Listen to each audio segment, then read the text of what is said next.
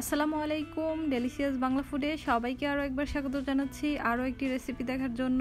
আজকে আমি আপনাদের সঙ্গে শেয়ার করব খুবই মজাদার একটি রসুনের ভর্তা রেসিপি। কুরবানির ঈদের পর থেকে যারা মাংস খেতে খেতে একদম বোর হয়ে গেছেন তারা কিন্তু এই মজাদার ভর্তাটি তৈরি করে নিতে পারেন। এই ভর্তাটি তৈরি করে খেলে আপনি আঙুল চাটতে বাধ্য হবেন, ভর্তাটি এতটাই মজার হয়। তাহলে চলুন কথা না বাড়িয়ে রেসিপিটি শুরু করি।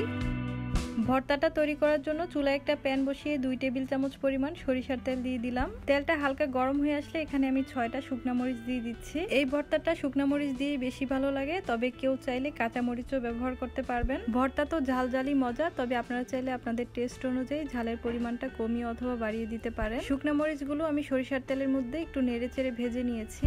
এবার মরিচগুলো তেল থেকে উঠিয়ে নিব।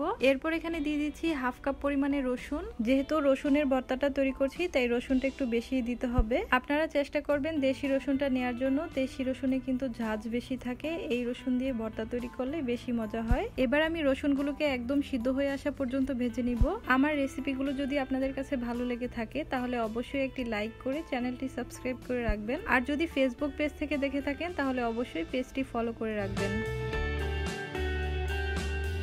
রসুনগুলো ভাজা হয়ে গিয়েছে, দেখতেই পাচ্ছেন ব্রাউন কালার চলে এসেছে, আর এগুলো কিন্তু খুব ভালো মতো সিদ্ধ হয়ে গিয়েছে। এবার এই রসুনগুলো তেল থেকে উঠিয়ে নিব। এবার একই তেলে দিয়ে দিচ্ছি 1 চা চামচ পরিমাণ কালো জিরা। কালো জিরাটা দিলে ভর্তার মধ্যে খুবই সুন্দর একটা ফ্লেভার আসে, অবশ্যই দেওয়ার চেষ্টা করবেন। এরপর এখানে আমি 1/2 কাপ পরিমাণ পেঁয়াজ কুচি দিয়ে দিয়েছি। এবার কালো জিরা আর পেঁয়াজগুলোকে খুব ভালো করে ভেজে নিব। কালো জিরা আর পেঁয়াজটা ভাজা হয়ে গিয়েছে, এবার এগুলো তুলে নিব। এবার ভর্তাটা মেখে নিব, তার জন্য শুকনো মরিচের উপরে স্বাদ অনুযায়ী লবণ দিয়ে দিচ্ছি। এবার শুকনো মরিচগুলোকে হাত দিয়ে ভেঙে নিব। শুকনা মরিচগুলো মেখে নেওয়া হয়ে গিয়েছে, এবার এখানে দিয়ে দিব ভেজে রাখা রসুনগুলো।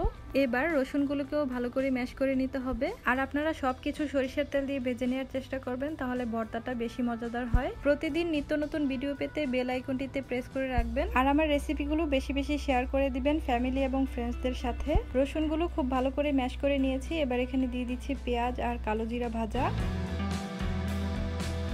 এগুলো সবকিছুর সঙ্গে ভালো করে মেখে নিতে হবে। তো দেখতেই পাচ্ছেন ভর্তাটা কতটা লোভনীয় লাগছে।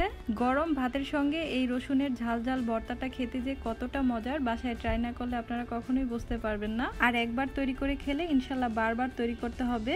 তো আমার রেসিপি যদি আপনাদের কাছে ভালো লেগে থাকে তাহলে অবশ্যই একটি লাইক করে চ্যানেলটি সাবস্ক্রাইব করে চ্যানেলের সাথেই থাকবেন। তাহলে আজকে এখানেই বিদায় নিচ্ছি। সবাই ভালো থাকবেন, সুস্থ থাকবেন। আল্লাহ হাফেজ।